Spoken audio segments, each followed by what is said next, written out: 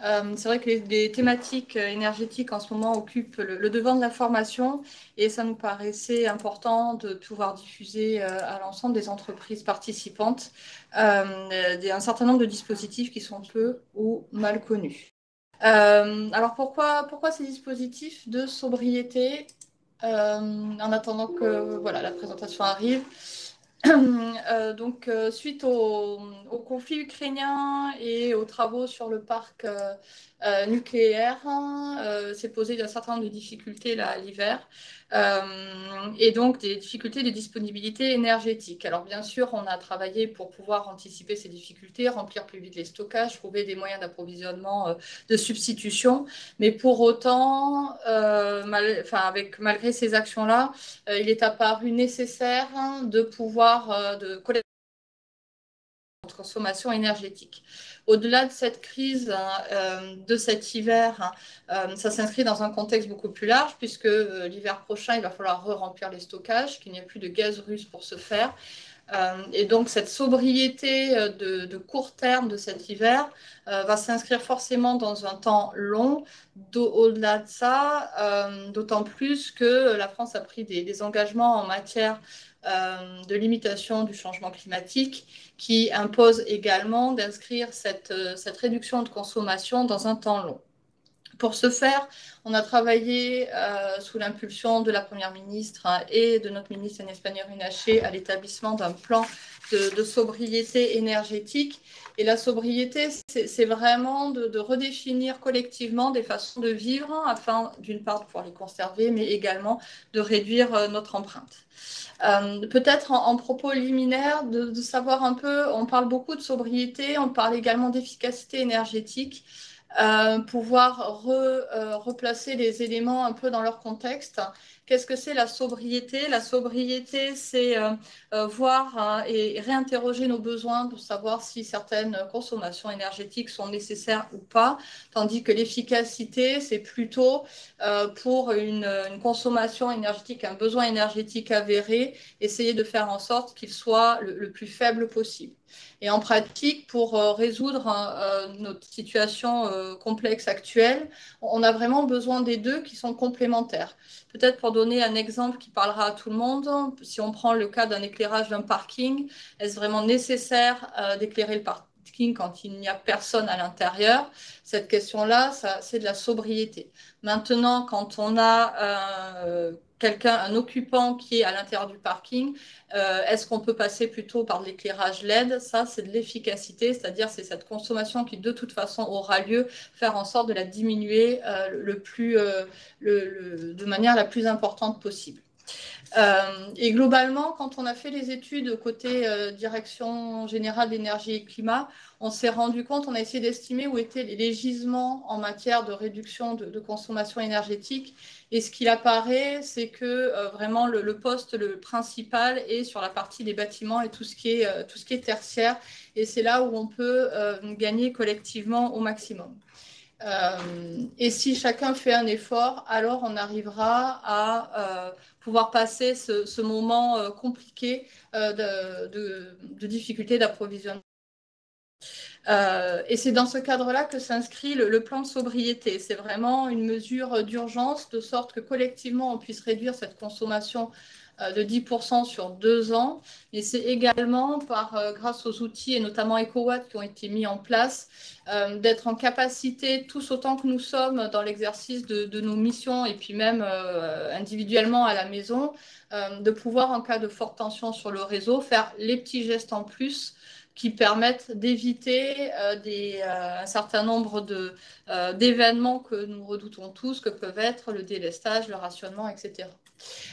Et c'est pour nous essentiel que tous les acteurs, y compris les entreprises, y compris les collectivités, y compris l'État, que chacun puisse apporter sa pierre à l'édifice, puisque comme je vous l'ai dit, cette problématique énergétique, c'est une problématique qui va durer dans le temps.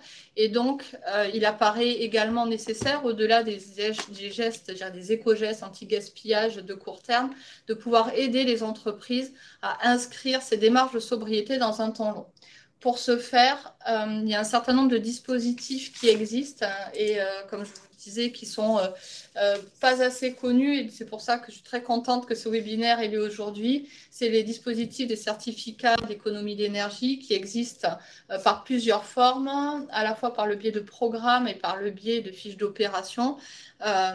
Donc, on a la chance aujourd'hui d'avoir 2 programmes qui vous seront présentés et puis également les fiches. C'est des dispositifs qui sont intéressants dans le sens où ils sont financés tout ou partie par des fournisseurs d'énergie, et ce qui veut dire que le reste à charge pour les entreprises, il est soit nul, soit vraiment très faible, et ce qui est vraiment des dispositifs qui les incitent et qui les accompagnent dans sa mise en œuvre de la sobriété, parce que les chefs d'entreprise n'ont pas forcément la taille critique de structure qui leur permet d'avoir des ressources en interne pour savoir sur quels facteurs agir. Et ces programmes-là et les fiches d'opération leur permettent aussi de gagner en compétences et d'être accompagnés dans leur challenge au quotidien pour essayer également d'agir alors sur leur consommation énergétique, bien sûr, et également sur leur facture d'énergie. Je n'ai pas résisté à la tentation de rappeler qu'il existe une petite fiche anti-gaspillage à destination des entreprises. Ça, c'est vraiment les actions de court terme, et puis les actions de moyen long terme vous seront présentées par les différents intervenants de ce jour. Je vous ai mis également le lien pour ceux qui le souhaiteraient. C'est disponible sur la librairie de l'ADEME. Voilà, en quelques mots, peut-être pour reposer le contexte et le pourquoi de cette intervention, de ce webinaire aujourd'hui. Des dispositifs existent qui sont peu connus pour vous accompagner, pour relever ce challenge énergétique, et donc aux chefs d'entreprise de s'en saisir et de pouvoir, j'espère, en sortant de ce webinaire, avoir en tête vraiment ces dispositifs, comment aller plus loin, comment les déclencher de manière à avoir une démarche la plus opérationnelle possible. Merci beaucoup. Merci beaucoup Séverine pour cette présentation du cadre dans lequel évoluent nos engagements d'efficacité et de sobriété énergétique. Pour rentrer maintenant dans le détail de l'un des programmes de C2E, on va céder la parole à Madame Agnès Doloron. Donc, vous êtes directrice du marché rénovation énergétique pour la Banque à la Poste, et vous allez nous présenter ce programme de la Poste, Baisse les watts. Merci beaucoup Jean-Baptiste, bonjour à toutes et à tous. Effectivement, l'objectif est dans la continuité des propos introductifs de Séverine. L'idée, c'était de vous présenter aujourd'hui un programme, une offre concrète à destination des TPE-PME pour vous accompagner, vous, chefs d'entreprise, sur la voie de la sobriété énergétique. Et c'est un programme que porte le groupe La Poste avec ses partenaires que je vais vous présenter dans un instant. Avant de rentrer en premier slide, revenir sur pourquoi un programme baisse les watts. Alors, bien évidemment, pour être dans la droite ligne des enjeux de sobriété énergétique que l'on vient de vous présenter, mais parce que, et j'espère que vous n'en serez pas étonnés, mais nous avons constaté une vraie appétence des TPE-PME sur l'importance des économies d'énergie et d'entamer des démarches d'économie d'énergie au sein de leur entreprise. Même une très grande majorité des entreprises interrogées qui manifestent une volonté de passage à l'action dans les prochaines années autour de la mise en œuvre d'un plan d'action d'économie d'énergie. Et pour autant, malgré cet intérêt, malgré cette appétence à passer à l'action, un manque de connaissances et un manque de savoir-faire sur ces questions-là. Par où je commence, à qui je m'adresse, à quelles aides j'ai le droit, quelles sont les premières actions à enclencher, quels sont les bons travaux à mettre en œuvre, quels sont l'ordre de tous ces gestes. Et finalement, pour beaucoup d'entreprises et de TPE-PME qui constituent le tissu économique de notre pays, ben finalement, les questions d'économie d'énergie, ce n'est pas des questions cœur business. Et donc, c'est parfois compliqué d'aller adresser une thématique, une expertise qui n'est pas celle de notre cœur de métier du quotidien.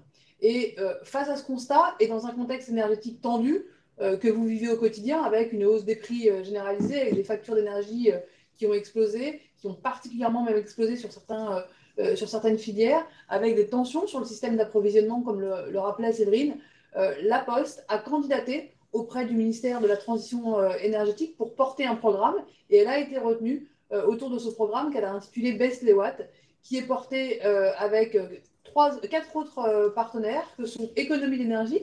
Économie d'énergie, c'est une filiale du groupe La Poste qui est un délégataire C2E, c'est-à-dire un organisme qui va valoriser les certificats d'économie d'énergie dont Elisabeth vous parlera dans un instant. Énergie Demain, qui est un bureau d'études spécialisé sur les questions énergétiques, et les 2 réseaux consulaires que sont CCI France et CMA France. Et ensemble, à l'automne 2021, nous avons imaginé un dispositif qui vise à accompagner les TPE-PME dans un parcours de sensibilisation aux consommations d'énergie des différentes activités, à vous accompagner dans votre prise de conscience du poids énergétique sur l'ensemble de vos charges économiques et vous accompagner vers une plus grande maîtrise et une plus grande autonomie en matière de consommation d'énergie. Et de cette idée de l'automne 2021 a été retenu un programme par le ministère de la Transition énergétique et l'ADEME, et est né ce programme Baisse les watts qui est construit autour d'une proposition de valeur autour de 3 piliers. Le premier, c'est de se dire que pour vous accompagner sur la voie de la sobriété énergétique, la première chose, c'est de vous accompagner dans une prise de conscience de votre consommation d'énergie. Et donc, le programme Baisse les watts, il vous met à disposition un outil digital qu'on a appelé un carnet de bord énergie qui vous permet d'avoir accès à une estimation des consommations d'énergie de vos activités et en fonction de la filière à laquelle vous appartenez, artisanat alimentaire, petits et grands commerces alimentaires, services de proximité, services de santé, établissements d'enseignement, cafés, hôtels, restaurants. Voilà, sur la base d'un petit questionnaire, il y a des recommandations et des actions concrètes qui vous sont dispensées et qui sont adaptées à votre métier. Et puis, une fois cette première phase de prise de conscience réalisée, l'idée, c'est de vous accompagner dans un parcours de formation-sensibilisation qui, là aussi, soit adapté à votre situation, adapté à vos envies, à vos préférences pédagogiques, à votre disponibilité aussi, parce que en fonction des métiers, les disponibilités ne sont pas les mêmes. Et donc, avec la possibilité de suivre ce parcours de formation totalement à distance, en full digital, ou en présentiel, à l'appui des 2 réseaux consulaires que sont CCI et CMA. Et tout au long de ce parcours, de la prise de conscience à la sensibilisation, à la formation, la possibilité d'être accompagné au téléphone par un conseiller dédié qui vous aidera à répondre à l'ensemble de vos questions. Et puis sur la plateforme baisseleswatts.fr, au-delà de l'ouverture de votre compte et de la création de ce carnet de bord énergie et l'accès à ces modules de formation, vous trouverez un espace actualité avec chaque semaine de nombreux articles et contenus sur les questions d'efficacité énergétique et un espace outils, un espace ressources sur lequel vous trouverez des éléments sur les aides financières auxquelles vous avez le droit, des éléments sur les enjeux énergétiques et puis des éléments sur vos filières avec une plus grande compréhension des enjeux énergétiques dans chacune des filières. Et c'est tout ça qui constitue le programme Baisse les watts et qui est un programme qui, parce qu'il est financé par le dispositif des certificats d'économie d'énergie, est entièrement gratuit pour les entreprises bénéficiaires. Une fois que je vous ai présenté ce programme, l'idée, c'est, autour de sa proposition de valeur, c'est de vous donner en visibilité quelques chiffres clés et quelques objectifs du programme. C'est un programme qui a été lauréat du ministère de la Transition énergétique au printemps 2022, qui est opérationnel depuis le 30 novembre 2022.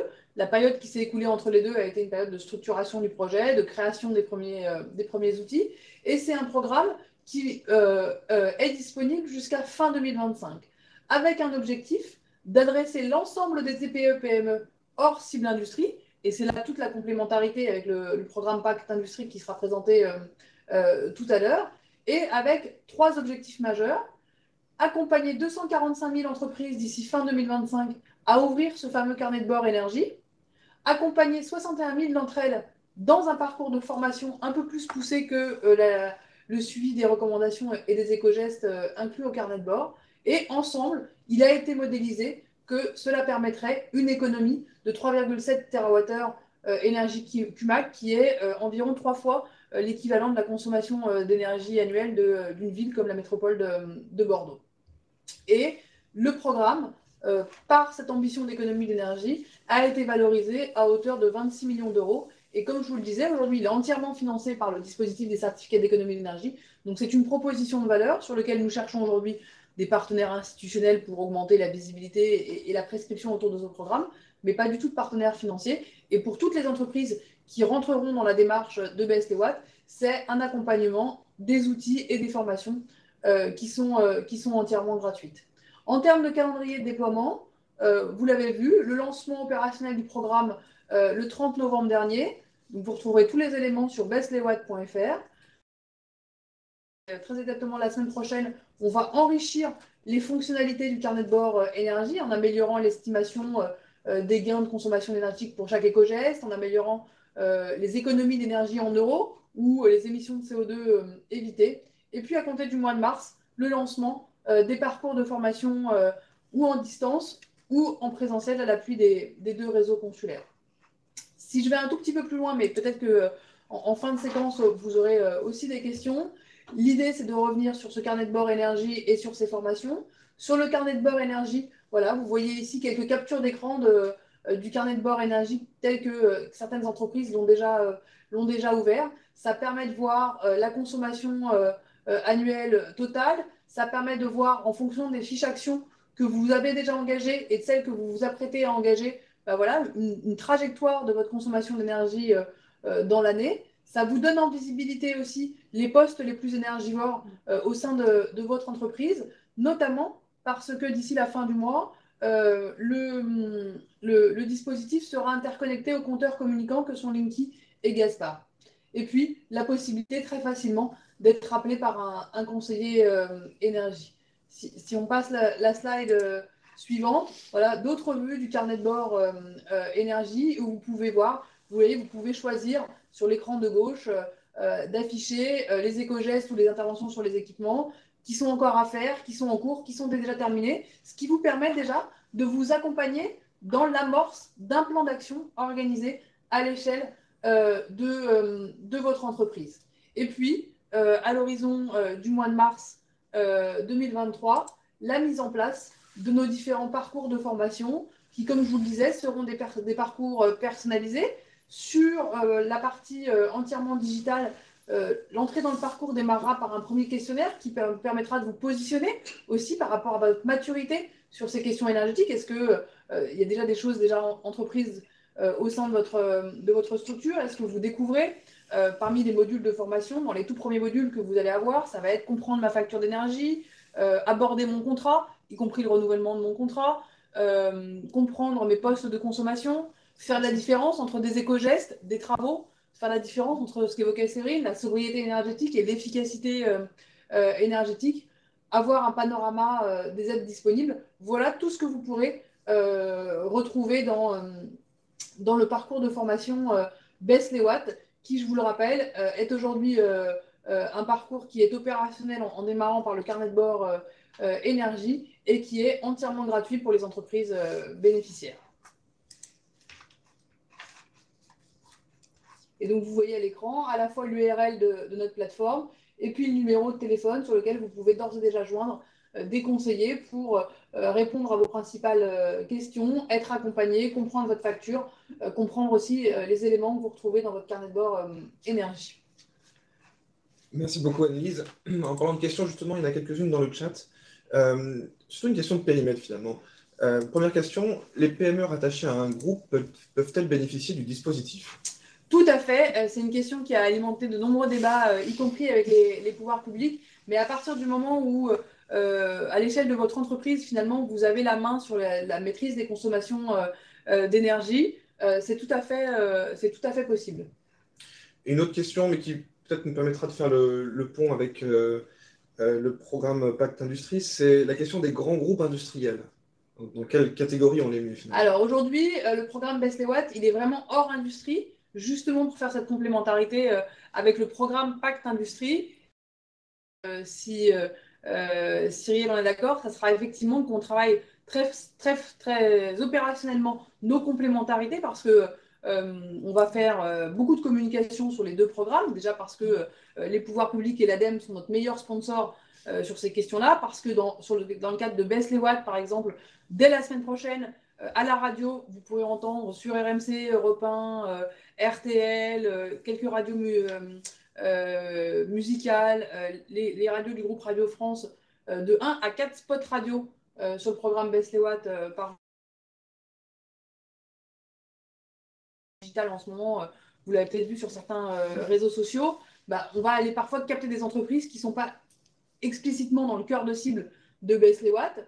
Ça peut être le cas avec d'autres programmes C2E déjà existants, notamment sur les territoires ultramarins. Ça sera peut-être le cas avec des entreprises qui sont plutôt de l'ordre du tissu industriel. Et donc, tout l'enjeu, c'est qu'on montre en fait la grande complémentarité de toutes ces initiatives adoubées par les pouvoirs publics pour qu'une entreprise qui frappe à la porte de Baisse les watts, si elle n'est pas dans notre cœur de cible, on puisse lui apporter une solution en la renvoyant vers un programme dédié.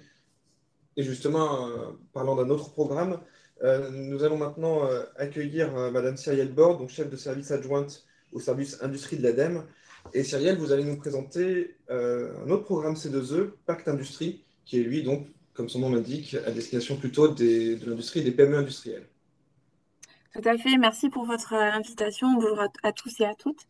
Comme le disait Alice, en effet, on a une bonne complémentarité de nos programmes, puisque comme vous le voyez, l'objectif, c'est quand même de faire feu de tout bois pour arriver à engager les entreprises et les industriels dans la sobriété énergétique, la réduction de leur consommation et l'efficacité énergétique. Positif C2E est un formidable vecteur, une formidable opportunité pour déployer ce type de programme. Et dans le cadre de Pacte Industrie, en effet, la cible que l'on va viser en priorité exclusivement, c'est la cible industrielle, parce que c'est une cible qui a des spécificités, qui a des spécificités en termes de décarbonation des procédés industriels, et finalement, on ne peut pas l'adresser de la même manière que l'ensemble des secteurs, des autres secteurs d'activité tertiaires et autres. Alors, ce programme, il est un peu moins mûr que Best Watt dans le sens où on a eu la validation au pied du sapin le 24 décembre de notre programme. Voilà, donc on est vraiment en phase de lancement et de structuration. On est deux porteurs, donc l'ADEME est le porteur principal de Pacte Industrie, et on l'a monté en étroite collaboration avec l'AT2E, voilà, qui est un partenaire de référence sur le sujet de la transition énergétique de l'industrie.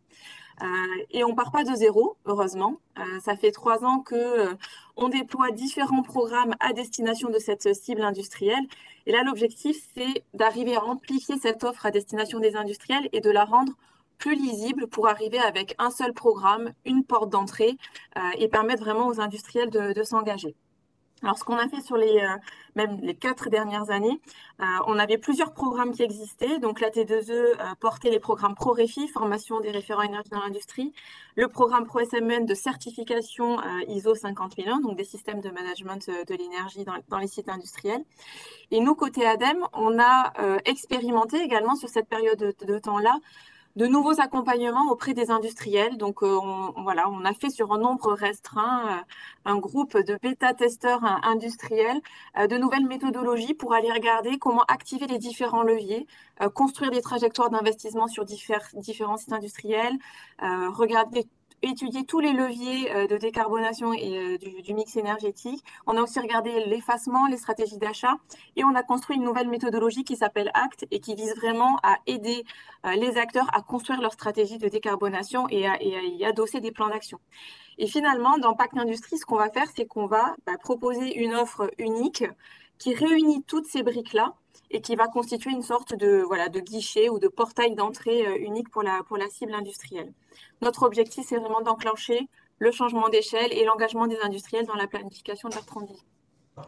Alors, sur la slide suivante, vous verrez un petit peu les différentes cibles qu'on adresse. Car dans l'industrie, il y a différentes réalités. Il y a d'une part des secteurs très énergo-intensifs, les industriels grands consommateurs d'énergie, les IGCE dans le jargon. Donc, c'est des sites qui sont très concentrés, qui représentent un nombre limité de sites en France. Et pour eux, c'est une question de survie. C'est ceux qui sont entourés en rouge sur le graphique. Et eux, ils ne nous ont pas attendus pour piloter leur énergie. C'est une question de survie et ils la suivent de très près au quotidien. Là, finalement, dans Pacte Industrie, notre enjeu, c'est d'aller regarder ce qu'on appelle plutôt l'industrie moyenne ou diffuse. Donc, les secteurs pour qui, finalement, la facture énergétique représente entre 0 et 10% de leur coût de production. Et donc, ils ne sont aujourd'hui pas tous intéressés à la décarbonation et à la réduction de leur consommation. Et donc là, on va aller adresser différents secteurs très diffus. C'est beaucoup d'entreprises qui sont disséminées sur l'ensemble du territoire français et qui relèvent soit de la chimie, du verre, du papier, du plastique, l'industrie agroalimentaire, les laiteries, la mécanique, la métallurgie, le plastique. Voilà, on brosse un panel très large de secteurs. Et c'est ces secteurs-là qu'on a envie d'amener dans Pacte Industrie. Et l'objectif, c'est finalement pour une PMI industrielle qui souhaite se lancer dans sa transition, c'est de la guider, puisqu'on a souvent c'est ce que disait également Annelise, on a souvent la remarque, mais par où je commence? Voilà. Donc là, l'idée, c'est quand même d'arriver avec une offre qui soit compréhensible et qu'on guide les industriels à la fois via un parcours de formation et d'accompagnement, puisque l'idée, c'est de les former, mais c'est aussi de les amener dans la démarche pour que quand finalement on les laisse, ils soient prêts à investir et à mettre en œuvre des travaux significatifs. Sur la slide suivante, vous découvrirez donc le parcours tel qu'on l'a imaginé. C'est un parcours qui va s'adresser à différents types de cibles au sein de l'industrie, parce que finalement, il n'y a pas que le référent technique à aller former et à l'aider, à lui donner des outils. Il y a aussi les autres acteurs qui sont décisionnaires au sein de l'industrie, donc souvent le directeur financier ou le directeur voilà, du site ou corporate. Et là, finalement, on a différents enjeux, voilà, différents leviers pour amener ces différents acteurs dans un processus de transition. Donc, on va proposer toute une formation pour ces différents profils. Et également, donc, il y aura un catalogue voilà, avec différents modules. Et finalement, les acteurs vont pouvoir choisir en fonction de leur profil, de leurs besoins, de leur niveau de maturité, les bons modules techniques qui satisferont à leurs besoins. Et puis l'idée ensuite, donc on va former 1700 référents énergie dans l'industrie, 300 directeurs financiers et 900 directeurs sur la construction de leur stratégie de décarbonation. Et comme je le disais, une fois cette brique de formation réalisée, l'idée c'est d'amener vraiment les sites dans une stratégie d'accompagnement. Et là, on a une offre d'accompagnement à la fois sur la construction de leur trajectoire d'investissement et leur stratégie d'efficacité énergétique. On va également compléter ça par de la certification ISO 50001 pour ceux qui souhaitent vraiment valider tout leur processus de gestion de l'énergie sur site. On a différents coachings, on a des études de mix énergétique. Voilà, donc tout ça, ça va être une offre complète et chaque industriel avec son niveau de maturité, voilà, son histoire, pourra venir aussi piocher dans ce différent parcours.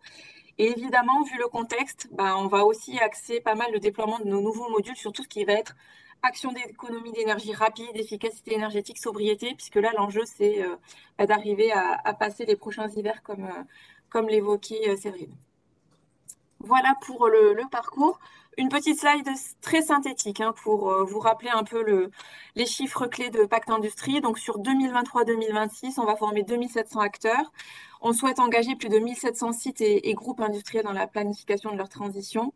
On a estimé que ces accompagnements permettront de déclencher des économies de 1 à 2 TWh par an et donc avec un impact sur l'économie, un impact économique sur la facture énergétique des industriels évidemment qui sera significatif.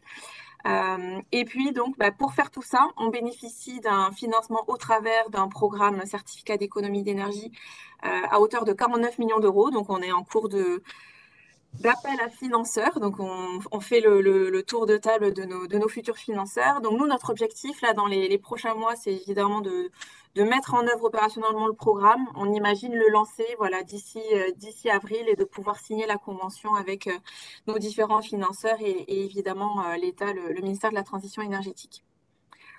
Voilà un petit peu pour l'horizon de temps. Et peut-être un point important, c'est que contrairement au précédent programme, tout ne sera pas gratuit, c'est-à-dire que les 49 millions d'euros qui vont permettre d'aider les industriels et nous aider à déployer le programme, ils permettront en fait de prendre une partie, que ce soit de la formation ou de l'accompagnement. Il y aura forcément un reste à charge pour les industriels, voilà, à hauteur en fonction du type de l'entreprise de 20 à 40%. Donc c'est pas, voilà, on attend aussi un engagement des industriels en termes de financement de ce type d'accompagnement et de formation. Vous avez également les contacts, donc pour toute question, n'hésitez pas à nous contacter par mail. Merci beaucoup, Sayal, pour la présentation du programme Pacte Industrie. Quelques questions dans le chat. Une question sur les accompagnateurs du programme Pacte Industrie. Est-ce que vous pourriez peut-être élaborer sur les modalités d'accompagnement? Est-ce que c'est en distanciel? Quel est le temps d'accompagnement? Bref, concrètement, comment ça se passe pour les entreprises industrielles qui seraient intéressées? Alors, comme vous l'avez vu, on a une offre assez complète en termes de type d'accompagnement. Donc là, déjà, ce qu'on va faire, c'est qu'on va former un pool de bureaux d'études compétents pour pouvoir délivrer ces différents accompagnements. Donc, il y a des accompagnements de type acte où là, on a déjà une offre de bureaux d'études qui sont déjà formés. C'est des choses qu'on va amplifier. Et ensuite, du coup, chaque industriel aura la possibilité de choisir le bureau d'études avec lequel il souhaite travailler, évidemment. Et nous, en tant que porteurs du programme, on viendra cofinancer une partie de cet accompagnement du bureau d'études. Et là, donc, comme je le disais, il y aura des taux d'aide en fonction du type de l'entreprise. Est-ce que c'est une petite, une moyenne, une grande entreprise? On a des taux On a des taux différents selon ces catégories-là, mais grosso modo, sur les accompagnements, on sera sur des prises en charge entre 50 et 70%. Voilà, donc il y aura un reste à charge pour les industriels, comme je l'indiquais. D'accord, merci. Une question peut-être, quand on est un acteur associatif, est-ce que finalement il faut plutôt qu'on se tourne vers Best Watt ou Pacte Industrie?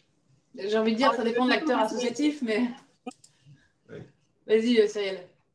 Alors, nous, en fait, on va avoir quand même une liste finalement de codes NAF éligibles à notre programme. Donc, tous les secteurs qui relèvent d'une activité industrielle seront éligibles.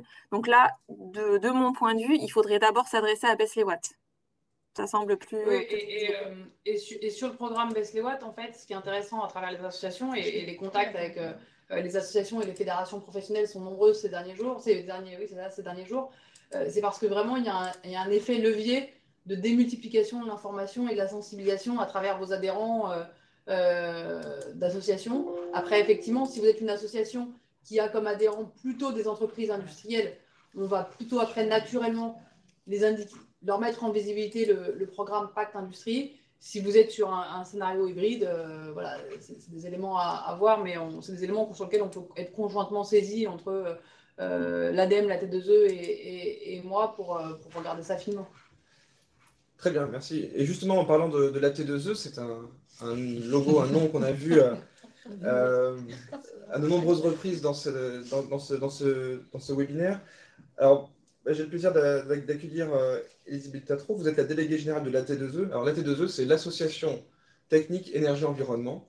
Et donc, voilà, les certificats d'économie d'énergie, ça vous connaît. Et donc, vous allez nous présenter le panorama des catalogues des fiches C2E. Tout à fait, merci Jean-Baptiste. Je vais même aller un peu au-delà du panorama des fiches, parce qu'on a entendu l'intervention de Cyrielle et de Anne-Lise concernant des programmes. Ce qu'il faut savoir, c'est que les programmes sont financés par le dispositif des C2E. Donc, je propose de faire un rappel un peu macro du qu'est-ce que le dispositif des C2E.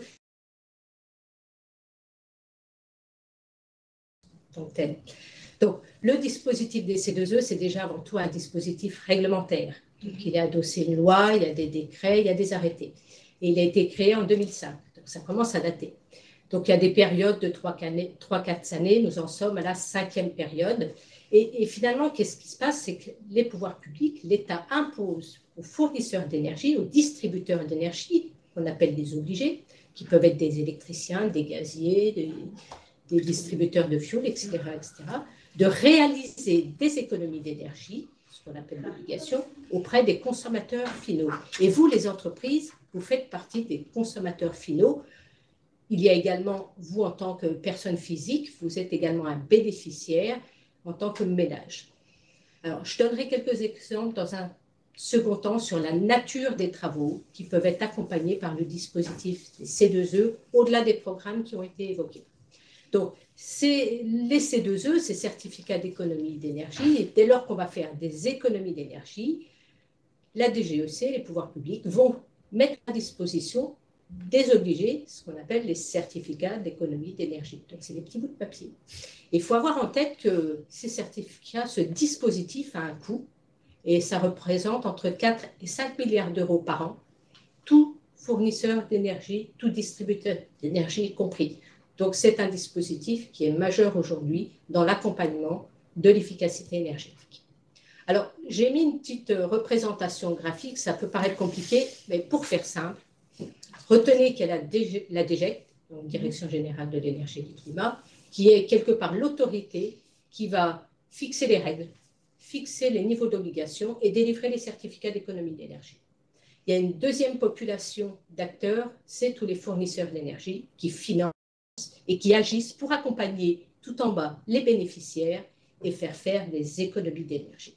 Donc voilà, à notre échelle, restons simples sur ces 3 acteurs majeurs qui sont essentiels dans le bon fonctionnement du dispositif.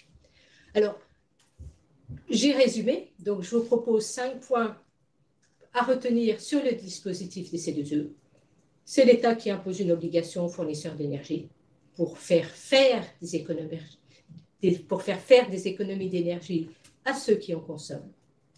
Après avoir aidé ces consommateurs à réduire leur consommation d'énergie et surtout avoir apporté la preuve, il y a un certain nombre de documents administratifs à fournir, les fournisseurs d'énergie peuvent obtenir des certificats d'économie d'énergie. Il faut avoir en tête que ces certificats d'économie d'énergie comptabilisent les économies. Donc, plus l'économie est importante, plus la mise en œuvre, plus elles vont durer longtemps, plus le volume de certificats d'économie sera important. Et on verra ces éléments-là dans les fiches, apparaître dans les fiches. Donc, après, les fournisseurs d'énergie, ils ont un volume à réaliser. Ils le restituent à la fin d'une période. Et si l'objectif n'est pas atteint, ils ont une pénalité. Donc, voilà. Donc, si maintenant on rentre un peu plus dans le détail des modalités qui sont mises en œuvre pour financer des projets d'efficacité énergétique et qui peuvent vous concerner, vous, entreprises. On vient de voir des programmes. On va parvenir dessus. Des programmes, il y a des porteurs de programmes qui accompagnent des acteurs, des entreprises, des collectivités pour faire des économies d'énergie. En fait, ces programmes existent parce qu'il peut être difficile de quantifier l'économie réalisée. Et à l'opposé, on a ce qu'on appelle les opérations standardisées, où là, on est en capacité de définir l'économie réalisée par une opération. Par exemple, si vous isolez votre maison, on saura quantifier l'économie réalisée grâce à l'isolation. Si vous changez votre moteur, mettez une vitesse variable, on saura quantifier l'économie d'énergie. Donc, c'est vraiment, on est dans deux mondes qui sont parallèles et qui sont complémentaires. Et puis, il y a les opérations spécifiques. Je vous les épargne pour la bonne et simple raison que c'est assez complexe à gérer. C'est quelques pourcents aujourd'hui dans le dispositif des C2E et en général, ça s'adresse à des grandes entreprises qui sont assez averties, aguerries sur les économies d'énergie. Donc, si on rentre un petit peu plus dans le détail des fiches maintenant, il existe 218 fiches standardisées, tous segments confondus. Donc, aujourd'hui, il y a des fiches dédiées au résidentiel. Donc, ça peut vous intéresser en tant que particulier, en tant que ménage. Il y a des fiches dédiées au tertiaire, ça peut vous intéresser pour vos locaux, vos bâtiments tertiaires. Il y a des fiches dédiées à l'industrie. Bien sûr, là, vous êtes pleinement concerné. On regardera d'ailleurs le mérite order des fiches transport qui peuvent aussi vous intéresser parce que vous aussi, vous avez des véhicules que vous pouvez avoir envie de renouveler ou d'optimiser le transport de vos marchandises, agriculteurs et réseaux. Ce qu'on met derrière réseau, c'est le réseau de froid, réseau de chaleur et l'éclairage extérieur et l'éclairage intérieur. Donc là aussi, vous pouvez être pleinement concerné si vous avez des parkings, si vous avez des bâtiments de grande surface à éclairer. Donc, ces fiches sont très, très cadrées. Je vais vous montrer quelques exemples. Vous pouvez accéder à la liste des fiches en détail sur le site C2E Opérations Standardisées. Je vous ai mis le lien qui pointe directement sur le site de la T2E. Pour autant, vous pouvez également accéder à ces informations sur le site de l'ADEME en tapant fiches standardisées. Aujourd'hui, elles sont assez largement disponibles. Donc, maintenant, si on rentre un petit peu plus dans le détail, voilà quelques exemples de fiches. Donc, ça, c'est une publication qui est faite par la DGEC tous les mois. C'est les quelques fiches qui font les plus gros volumes. Donc là, on est sur 77% des volumes délivrés. Donc, vous voyez qu'il y a quelques fiches dédiées à l'industrie. Donc, système de récupération de chaleur sur un groupe de production de froid. On a sur l'industrie tout ce qui est système autorégulé. Il y a de très forts gisements dans l'industrie au niveau de la consommation des moteurs. Ce qu'il faut savoir, c'est 70% de la consommation électrique dans l'industrie est faite par des moteurs. Donc, il y a un vrai potentiel et ça vaut le coup de s'y intéresser. Et puis, je vous ai encadré une fiche dédiée au tertiaire sur l'isolation d'un réseau hydraulique de chauffage ou d'eau chaude sanitaire. Voilà, et il y a beaucoup d'exemples dédiés au résidentiel, mais on ne va pas rentrer dans le détail de ces fiches-là. Donc, si on va un petit peu plus loin sur ces fiches, vous pouvez vous poser la question, finalement, bon, ok, c'est super, il y a des fiches, j'ai vu des choses qui m'intéressent, mais comment je fais pour bénéficier du dispositif? Ce que je vous invite, c'est, en allant sur le site de la T2E, c'est identifier quelques équipements qui potentiellement sont présents sur votre site industriel et qui pourraient vous intéresser. Après, la deuxième question, ok, bon, j'ai vu, ça pourrait m'intéresser, mais finalement, comment je fais? Alors, vous l'avez compris, il y a des obligés, pour lesquels c'est une obligation de réaliser des économies d'énergie. Pour autant, il y a d'autres opérateurs qu'on appelle les délégataires d'obligations qui, eux aussi, accompagnent pour les aider à réaliser leurs obligations. Les obligés et les délégataires, leur liste est disponible sur le site de la DGEC. Vous tapez liste obligée, liste délégataire, il y a des documents qui apparaissent et vous aurez leurs coordonnées de façon précise.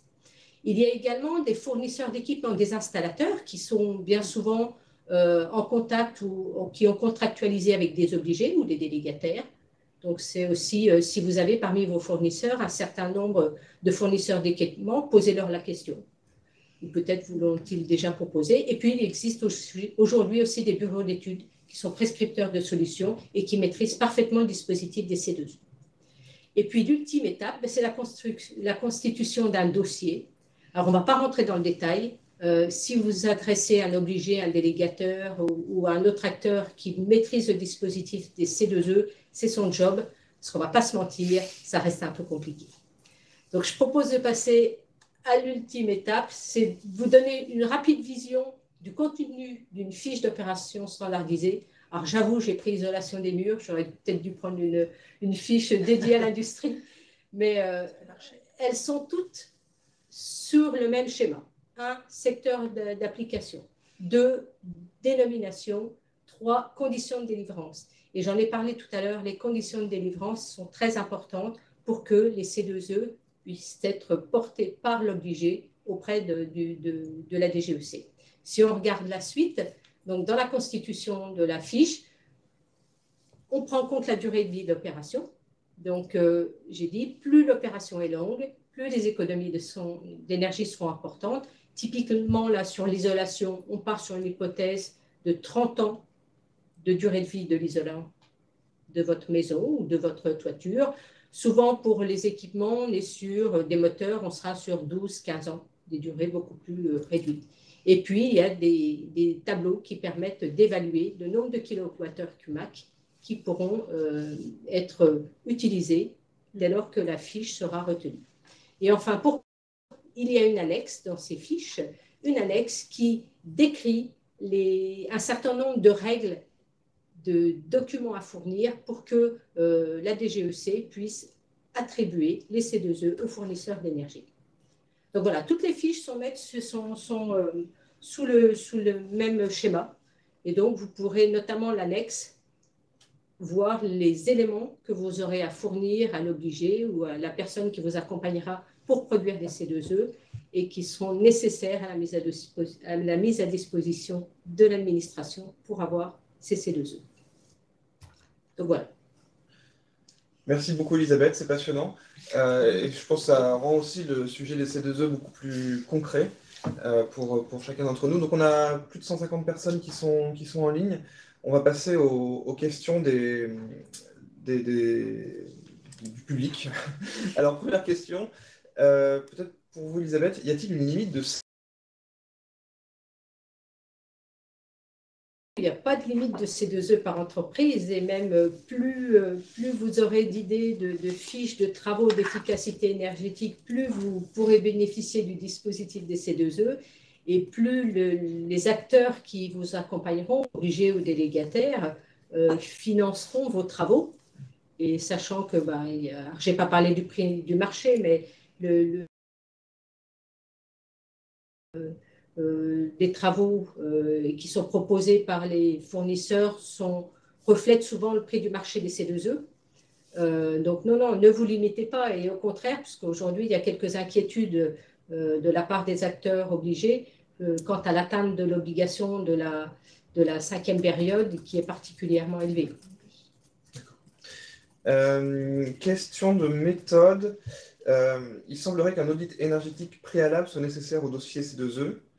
Oui ou non? Ça dépend des opérations. Suivant la nature des opérations, on vous demandera un audit énergétique et notamment pour les opérations spécifiques parce qu'on a besoin d'une situation de référence. Pour d'autres opérations, dès lors qu'on est sur une fiche standardisée, on n'a pas nécessairement besoin d'un audit énergétique. Et pour les entreprises, en particulier les TPE et les PME qui ne sont pas soumises à audit énergétique, comment ça se passe Dès lors qu'elles ont des idées, admettons un exemple concret, rénovation d'un parc de moteurs.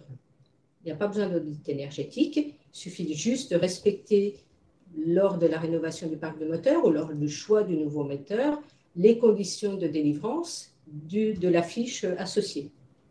Donc, un audit n'est vraiment pas un frein à l'utilisation des fiches standardisées. D'accord. Une question par rapport à un acteur spécifique qui est une maison de santé qui voudrait réhabiliter son bâtiment pour réaliser des économies d'énergie. Est-ce qu'elle rentre dans le cadre d'un C2E? Est-ce que c'est partie des secteurs éligibles? On en parlait tout à l'heure. Pour moi, oui, je ne vois pas de frein, notamment dès lors qu'il s'agit d'isolation ou de changement de système par un système plus performant, notamment les pompes à chaleur, qui sont aujourd'hui un enjeu d'efficacité énergétique et de décarbonation pour tout le monde. Donc, il n'y a pas de frein. En fait, ce qui est intéressant peut-être à rappeler et à préciser sur les fiches C2E, sous le contrôle d'Elisabeth, c'est que, à la différence d'autres dispositifs où ce qu'on va regarder, c'est si vous êtes un ménage, si vous êtes une entreprise, si vous êtes une collectivité territoriale, ce qui va aussi primer dans le dispositif des certificats d'économie d'énergie, c'est quel type de travaux vous mettez en œuvre. Et vous avez envie de faire des travaux d'isolation des murs, vous appelez la fiche isolation des murs et vous respectez les règles de cette fiche. Vous avez envie de faire des travaux de changement d'ouvrant ou de système de chauffage, vous appelez la fiche spécifique. Et donc, c'est une logique un tout petit peu différente de la question préalable de qui suis-je. C'est d'abord qu'est-ce que j'ai envie de faire, ou qu'est-ce que je veux faire, ou qu'est-ce que je peux faire. Et c'est ça la logique des fiches C2E. Et pour rebondir et faire feu de tout bois sur les maisons de santé, on vous accueille. Très bien. Merci beaucoup, Annelise. Ok. Une autre question sur... alors, on revient sur l'annonce sur l'audit énergétique. Y a-t-il une liste de sociétés agréées pour réaliser ces audits? Je sais pas qui veut prendre des questions.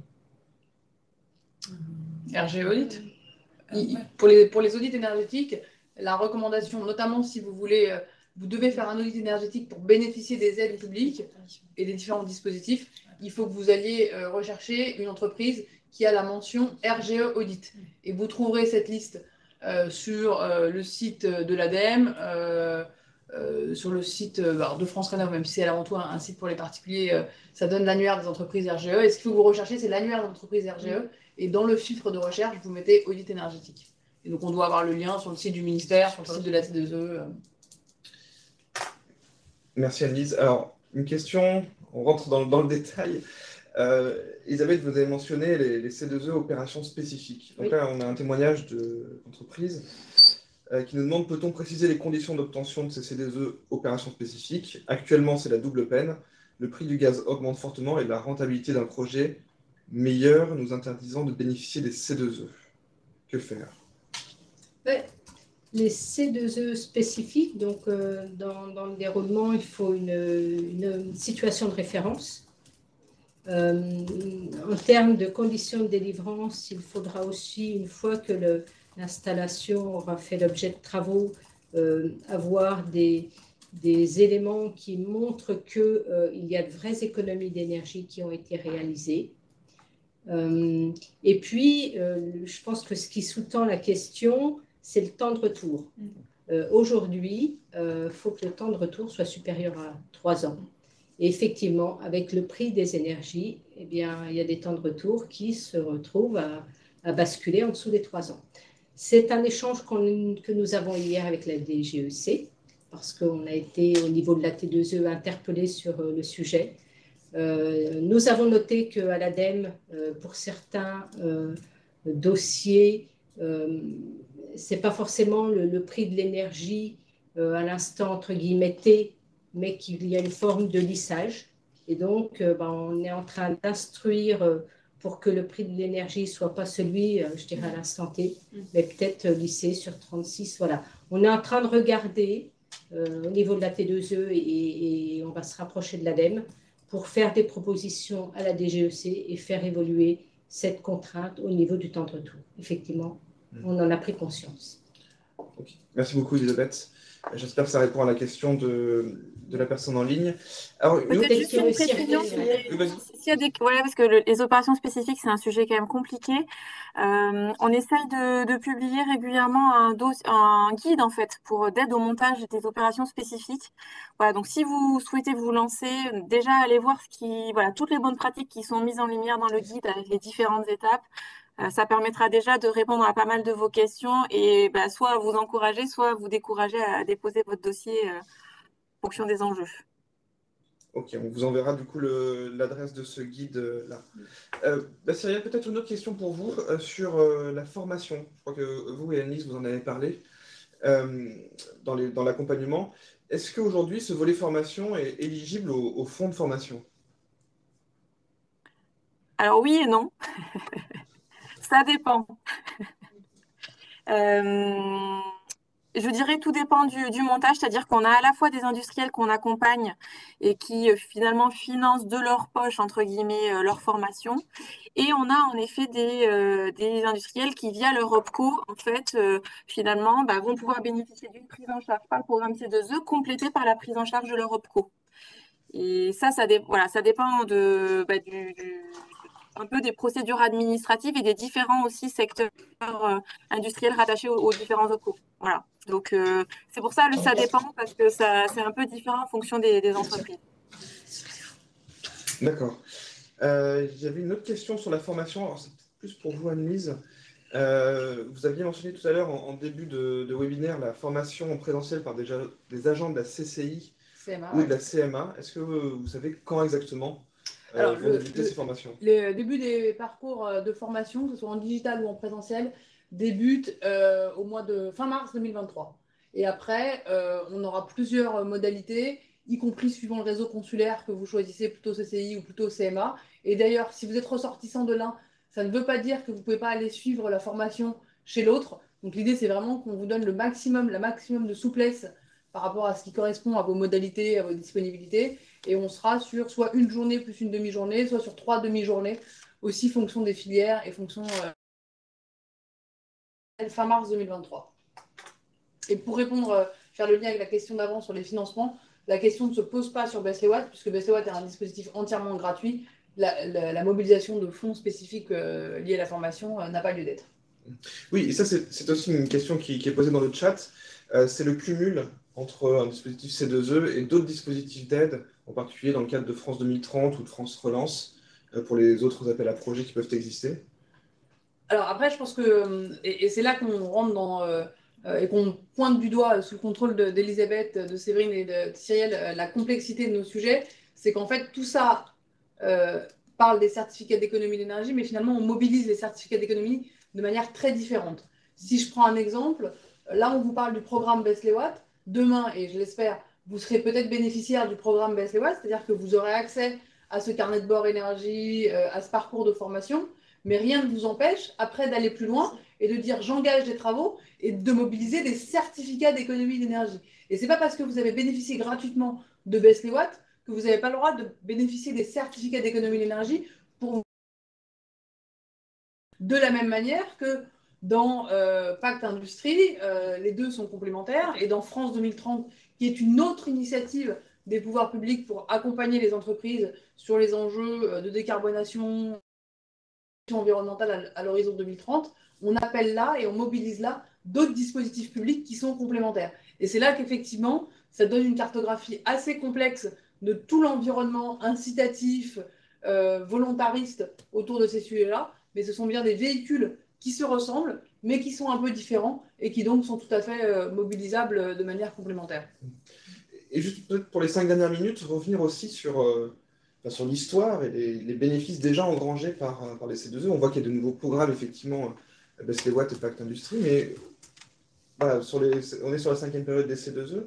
Quels sont aujourd'hui les succès ou les retours d'expérience positifs que vous avez pu avoir? Les succès, c'est le nombre de logements isolés. Je crois que quand on fait une rénovation de logement, idéalement, il faut commencer. Alors, logement ou bâtiment au sens large, il faut commencer par isoler. Alors, je n'ai pas les chiffres en tête. Je suis arrivée qu'il y a 15 jours. Le nombre de logements isolés, le nombre de systèmes remplacés aussi. Et Cyrielle a peut-être plus d'éléments que moi. Le nombre de systèmes remplacés, soit avec des chaudières performantes, soit avec des pompes à chaleur. On voit une montée en puissance du nombre de pompes à chaleur installées. Les rénaux globales, là, il y a quelques milliers de rénaux globales qui ont été faites. Donc, il y a de vrais enjeux au niveau de ces rénovations globales qui pourraient conduire à des économies d'énergie importantes. Voilà, je dirais, aujourd'hui, sur le résidentiel, sur le bâtiment, c'est les trois sujets qui me viennent en tête. Après, si on regarde en termes de perspective, on a des vrais enjeux autour de la gestion technique des bâtiments, la GTB. Ça, c'est un vrai sujet, il y a un vrai potentiel. Et pour autant, même si la fiche est bonifiée aujourd'hui, il faut savoir qu'il y a des petits bonus pour les fiches pour essayer de financer un peu plus certaines fiches et être plus attractives. C'est pas encore dans le top 10 des fiches, donc il y a vraiment quelque chose à faire. Après, il y a quelques fiches autour de la motorisation. Comme je l'ai dit, 70% de la consommation dans l'industrie, la consommation électrique dans l'industrie est faite par des moteurs. Donc, au niveau de la motorisation, il y a encore des choses à faire. Et justement, en parlant des fiches, on a un commentaire sur le chat. L'un de vos best-sellers, si je puis dire, c'est l'isolation. Et un commentaire nous dit, effectivement, c'est une fiche qui est des combles, des rampants par l'intérieur, des rampants par l'extérieur. Et du coup, ça ne permet pas forcément d'avoir une visibilité des travaux spécifiques réalisés. Est-ce que vous envisageriez peut-être de scinder ces fiches-là pour les rendre plus spécifiques? À ma connaissance, ce n'est pas prévu. Je ne sais pas si Cyrielle a une vision, mais à ma connaissance, non. J'ai pu apercevoir dans les 2E que ce n'était pas dans les 40 fiches qu'on avait prévu de revoir au cours de l'année 2023. Peut-être un complément là-dessus. Le sens de l'histoire, c'est quand même plutôt d'arriver à simplifier le nombre de fiches d'opérations standardisées pour qu'elles soient plus lisibles et voilà, d'avoir une liste actualisée et de choisir un nombre de fiches qui sont révisées par période. Les acteurs ont besoin de cette stabilité par période. Il ne faut pas que les fiches changent trop souvent. Voilà. Donc, il y a un enjeu à avoir un catalogue attractif. Et en effet, il y a 10 ans, il y avait une fiche isolation des combles, une fiche isolation des murs, voilà, isolation, remplacement des fenêtres. Il y a tout un travail qui a été fait avec différents experts techniques des différentes fédérations professionnelles, ce qui fait qu'aujourd'hui, on arrive à ce catalogue et avec des regroupements sur certaines fiches. Mais le sens de l'histoire, c'est quand même plus d'arriver à simplifier et pas avoir 600 fiches. Question pour vous, Anne-Lise, sur Baisse les watts. Quelqu'un nous demande si l'agriculture est concernée par le programme. C'est pas hyper évident. Et en même temps, ça fait l'objet de discussions avec la DGEC qui m'a demandé de regarder auprès de, alors je sais pas si c'est cet interlocuteur-là, mais auprès de la Fédération du négoce agricole qui a beaucoup de bâtiments et qui a beaucoup de lieux d'activité qui pourraient être intéressés. Donc voilà, on est en train d'instruire parce qu'aujourd'hui, si les acteurs adhérents de la Fédération du négoce agricole ou d'autres acteurs proches de l'agriculture se connectent sur Best Watt, voilà, vous allez pouvoir avoir accès, notamment à travers les compteurs communicants, à votre consommation, au carnet de bord. Là où j'ai un petit doute au moment où je vous parle, c'est sur l'adéquation des recommandations et des éco-gestes par rapport à vos enjeux métiers. Voilà, on n'a pas encore assez bien instruit le sujet au niveau de l'équipe pour savoir si finalement les typologies de consommation qui sont les vôtres dans cet environnement du secteur de l'agriculture, finalement se rapprochent d'autres types de consommation de filières complètement différentes, mais finalement où les postes de consommation sont les mêmes.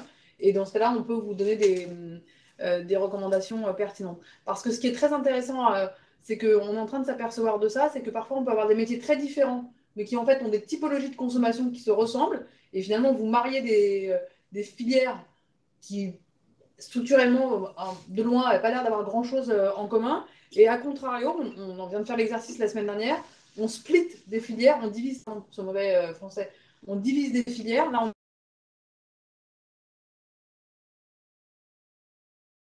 boucherie-charcuterie. Alors, ça va vous paraître une tête d'épingle comme enjeu, mais c'est parce qu'en fait, les typologies de consommation dans ces 4 métiers-là sont très différentes.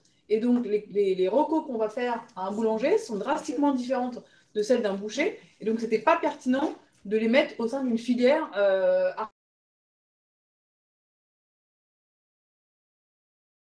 Et au fur et à mesure qu'on instruit aussi les modes de consommation, qu'on va écouter aussi des entreprises, qu'on fait des interviews, enfin, on a tout un dispositif marketing derrière, d'écoute client, d'écoute et puis d'approche technique avec des bureaux d'études. On s'aperçoit que voilà, y a des filières qu'il va falloir qu'on divise parce que ça sera pertinent et d'autres qu'on va finalement rapprocher. Et donc, sur l'agriculture, c'est un point en cours d'instruction. Donc, mes coordonnées seront diffusées si vous le souhaitez. Et on reprend une relation en bilatéral si vous voulez que je regarde ça un peu plus précisément avec vous. Parfait. Merci beaucoup, Annelise. Ce sera le mot de la fin. On arrive donc au terme de ce webinaire consacré à l'efficacité et à la sobriété énergétique. C'est la fin de ce webinaire. J'espère que c'est juste le début d'une aventure pour vous. Merci beaucoup de l'avoir suivi. Nous vous ferons suivre tous les éléments nécessaires à la suite de ce webinaire, le replay, et si nos intervenantes autorisent les présentations, évidemment. Merci à tous et à toutes pour votre attention et merci à nos intervenantes pour leur disponibilité et leur expertise. Bonne fin d'après-midi. Merci, au revoir. Au revoir.